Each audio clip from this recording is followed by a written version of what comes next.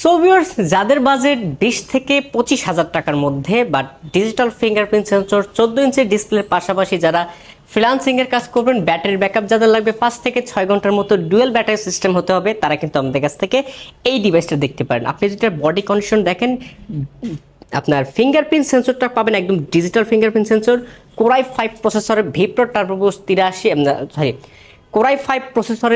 টার্বোবুস্ট 6200 সিরিজের একটা ল্যাপটপ। এটাতে 8 জিবি র্যাম পেয়ে যাবেন, DDR4 2133 বাস স্পিডের পাশাপাশি 14.1 ইঞ্চি FHD display, dual battery system পেয়ে যাবেন। এটাতে একদম 100% 180 পর্যন্ত রোটেট করা যাবে।